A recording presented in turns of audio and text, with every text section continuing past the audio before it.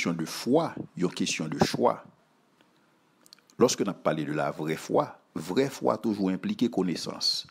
Il toujours impliqué des croyances véridiques, des croyances correctes et des actions appropriées.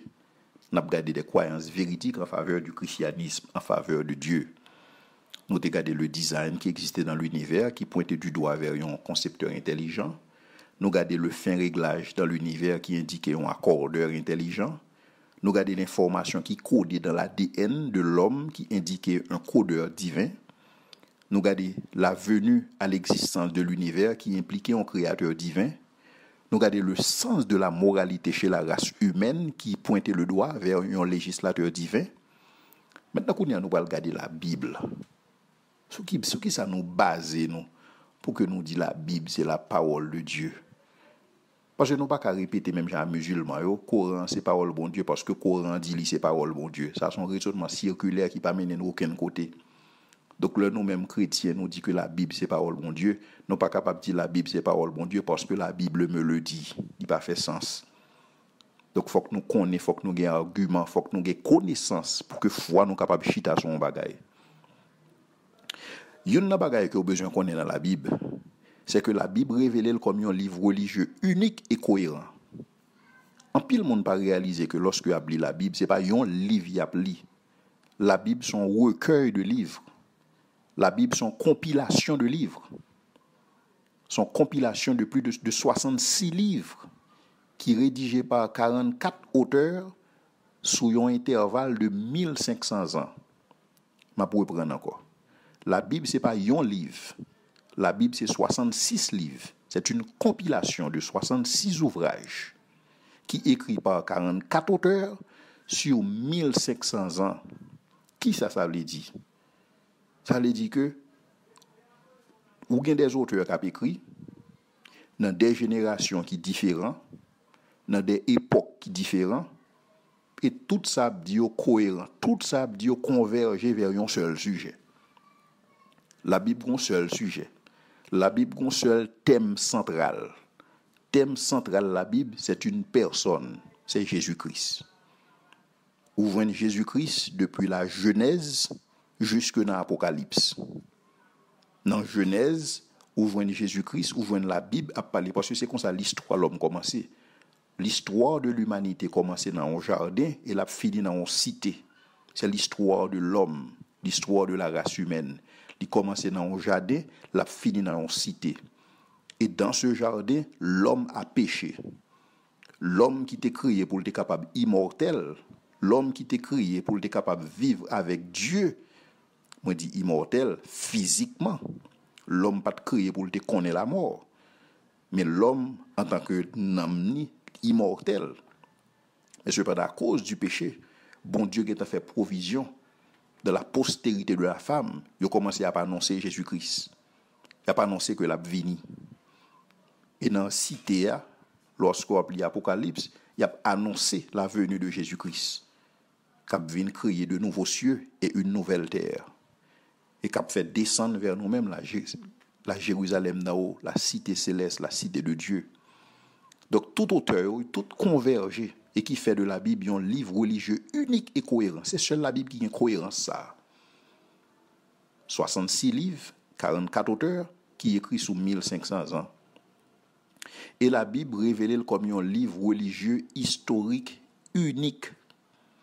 Dans le sens que lorsque vous lisez la Bible, c'est un livre d'histoire que vous lisez. Lorsque Luc a parlé, Luc dit que il consultait des témoins oculaires pour que le capable écrire livre ça. Il consultait des sources et il citait nom des gouverneurs, il citait nom des grands. Donc la Bible tout écrit où est dans le temps et dans l'espace.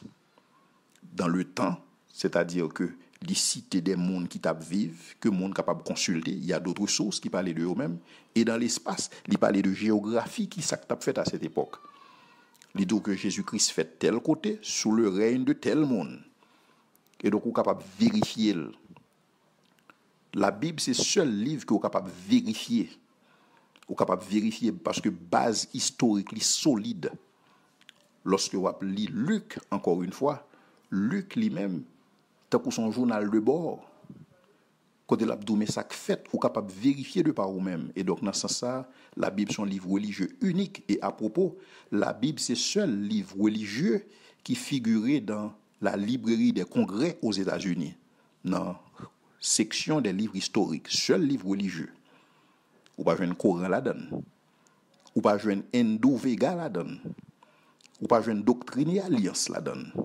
Ou jouer la Bible comme livre religieux unique en son genre.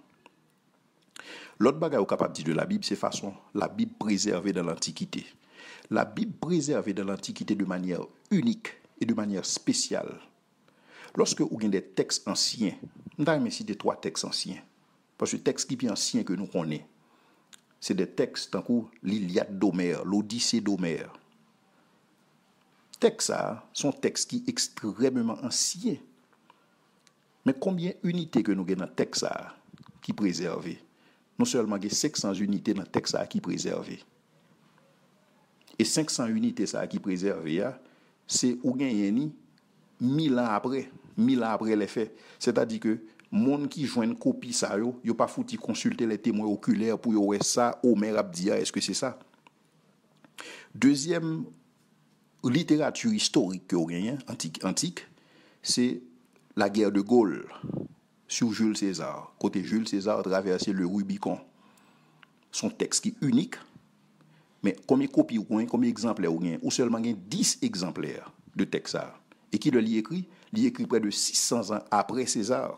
Donc c'est-à-dire que pas foutu consulter des témoins historiques, des témoins oculaires pour t'amender ou est-ce que c'est vrai Jules César a traversé le Rubicon, mais tout le monde croit que Jules César a existé et que il a traversé le Rubicon et que il a fait la guerre de Gaulle. Sur qui base ou quoi ça? Est-ce que c'est pas par la foi? Maintenant, combien de copies que nous avons dans la Bible? Pour ceux qu'il s'agit de la Bible, il y a près de 5000 copies qui préservées. 5000 copies qui préservées et copies ça qui leur ont été écrites dans l'espace de 20 ans après les faits.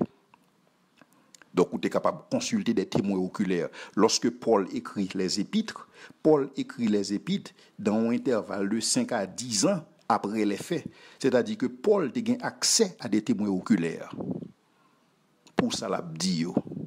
Et donc, lorsque Paul dit un bagage et les écrits de Paul étaient en circulation, monde était capable de vérifier de par eux-mêmes. Est-ce que Jésus-Christ est là, effectivement? Est-ce qu'il a fait des miracles? Est-ce qu'il a mouru? Est-ce qu'il a dit qu'il a mouru comme pariage? Est-ce qu'il a ressuscité effectivement d'entre les morts? Est-ce qu'il a fait des apparitions, effectivement? Ou tu es capable de vérifier tout le bagage ça?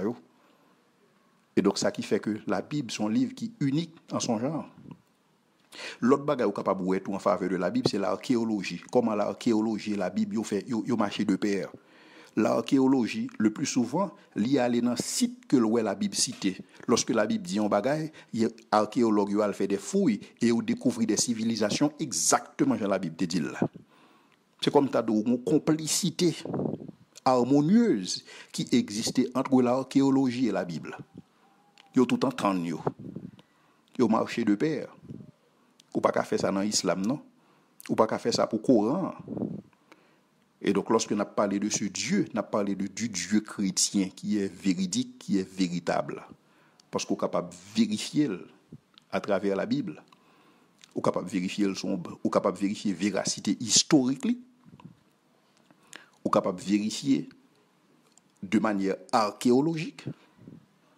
Et on est capable de garder pertinence historique. Pertinence et cohérence historique.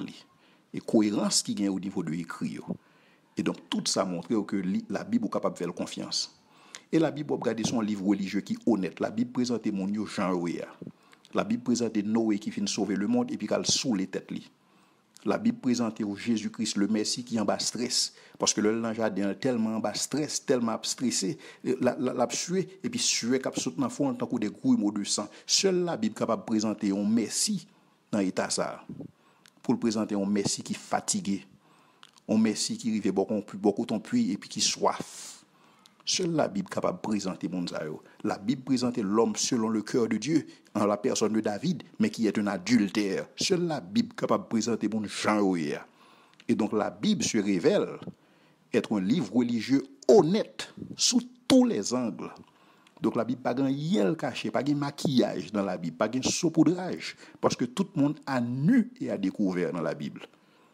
Et donc ça fait de la Bible un livre sérieux que vous êtes capable de gagner confiance là-dedans.